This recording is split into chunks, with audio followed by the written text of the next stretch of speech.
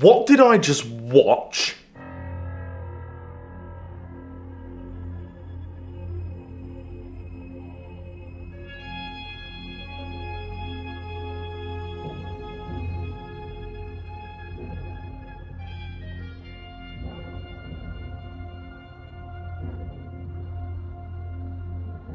So, I'm trying to work out whether I've just woken up from a fever dream or I've just seen a film which is supposed to be a cult classic, and I'm not sure whether people consider it a cult classic because it's the most goofiest, chaotic, ridiculous thing I've ever seen in my life, or they actually like it.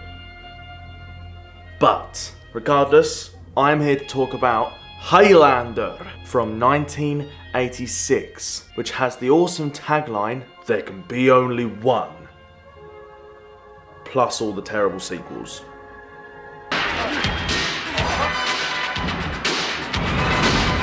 Highlander, there can be only one. And here we are, we're the princes of the universe. Now, I shall repeat myself for those at the back and say, what did I just watch? This film was just a complete acid trip. So for those of you that don't know and haven't seen it, oh my god, watch it. Not because I'm saying that it's really good, just watch it.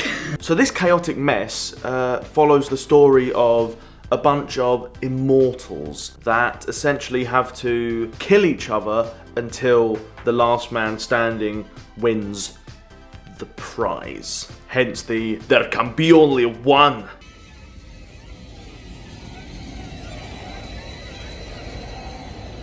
There can be only one. Although, the reason I did that in a terrible Scottish accent is to provide emphasis to the fact that this film is full of really bad accents. So the main guy is Connor MacLeod, and he is played by Christopher Lambert. Move. Nein! Erst musst du mich erschießen! Whatever you say, Jack. You're the master race. And when he made this film, Christopher Lambert didn't speak a word of English, which is just an interesting bit of trivia that I found out. So he had like people helping him with his lines and stuff because there were no actors in 1986 that they could have got to do it. But the accents in this film are Don't like water. I'm a man, not a fish. Be still, for God's sake! You'll tip us over! So? I cannot swim, you Spanish peacock! I'm not Spanish, I'm Egyptian. So the film has multiple timelines. So it takes place between 1980s New York and some hybrid time during the Scottish history. I think it's meant to be the 1500s, but they have like 1700s tartan. I mean, older films get this wrong all the time. Braveheart is the same, with the really stupid costumes that they wear in Braveheart, and the fact that they're wearing tartan that didn't even exist yet, and kilts that didn't even exist yet. And then in Highlander, in this film, they're wearing all these furs, and like someone was wearing like bones as armor. Like they just ordered a bunch of joke shop costumes off of Amazon. It's fair to say that the costumes in this movie are embarrassingly cheesy, embarrassingly corny. Except for Sean Connery's costume, I found it quite charming actually. But that casting choice, that was something. If it came down to just us two, would you take my head? So, Sean Connery was also cast in this movie, and Sean Connery is an amazing actor, a brilliant Scottish actor. He played James Bond, he was in Indiana Jones. He's just obviously iconic, an influential actor of the time, and they cast him as an ancient Egyptian. Greetings, I am Juan Sanchez Villalobos Ramirez, and I'm at your service. To be fair, I can't fault Sean Connery's accent, because I mean, his Spanish accent is pretty spot on. He's just from the Scottish part of Spain. So you have Christopher Lambert, who's a French guy, playing this immortal who has a really bad fake Scottish accent, like embarrassingly fake Scottish accent. Then you have a Scottish actor playing an Egyptian who's meant to be living in Spain, and his name is Ramirez, but he has a very obvious Scottish. He sounds like Sean Connery. It's strange. Then you have James Cosmo, who's literally in everything. He was in Braveheart, he's in Game of Thrones. He is the most typecast actor I've ever seen. Me and my girlfriend keep pointing him out every time we watch anything that's remotely historical or old. James Cosmos plays the same character in Game of Thrones, Braveheart, and this. Whenever you're watching a historical fantasy, especially one from the 80s, all you need to do is play the drink when you see James Cosmos game, and you'll be dribbling on your feet.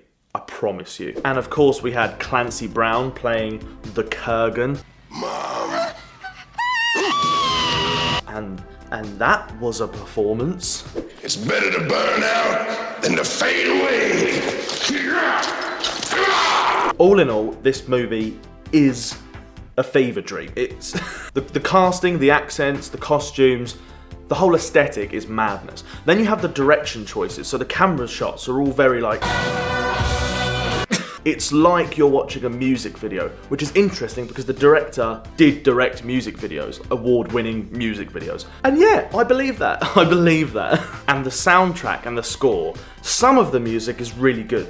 The actual main theme is actually quite nice. I like the sullen sort of epic string type tone that it has, but most of the score and most of the soundtrack is a hybrid of this other guy whose name I've forgotten, I'm sorry, and Queen.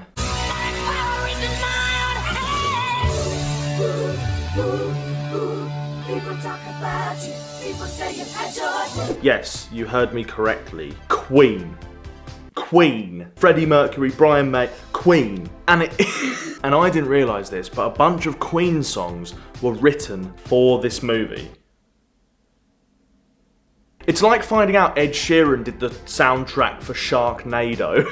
Okay, so this historical fantasy film about a bunch of immortals, where the main one is a Highlander from medieval Scotland. The entire score contains these 9 Queen songs. Queen, A Kind of Magic, which I believe was written for the film.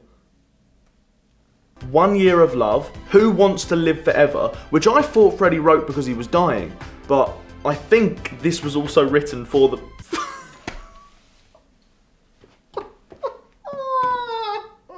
Hammer to Fall is in the movie. Don't Lose Your Head. Princes of the Universe, which was also written for the film. Gimme the Prize. A Dozen Red Roses for My Darling. And an unofficial cover of New York, New York, which hasn't had an actual release, but it was quite cool actually. Freddie Mercury covered New York, New York, so... But why is it in this film?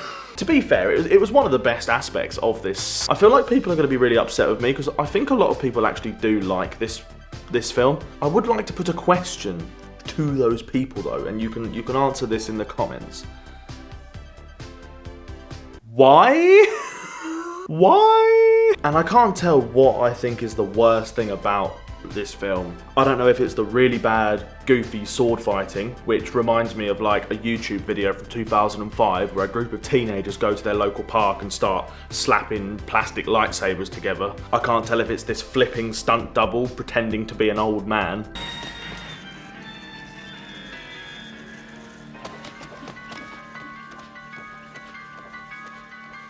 I can't tell if it's Lambert's face.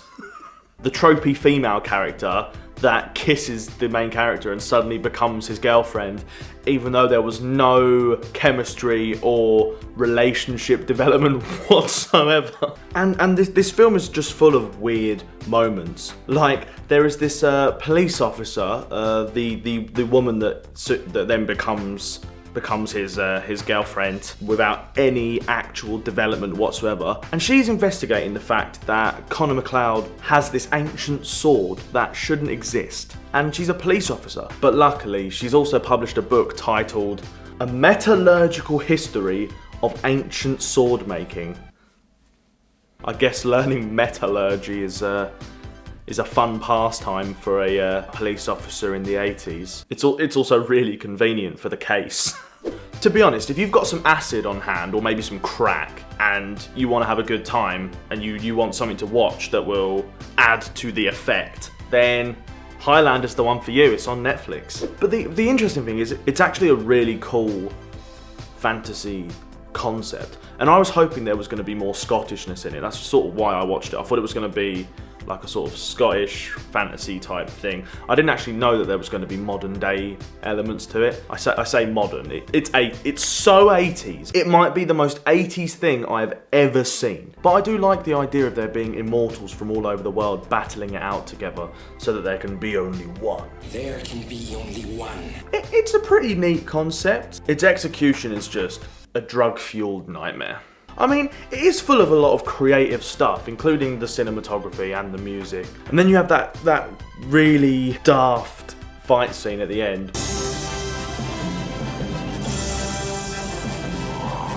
where you can blatantly see that he's hanging on wires, and they actually animated some lightning to try and hide the fact that you could see the wires. But all in all, I have to say that I'm glad I watched it, because now I've realised what I want from my life. Because as the UK comes out of lockdown, I've been grappling with whether I want to step outside and start my life up again, whether I want to interact with other human beings, whether I want to see the world. And after watching this, I've decided, no, there is nothing for me out there. I want to stay here in the dark with the blinds down, and I just want to watch this film over and over and over again until my eyes bleed.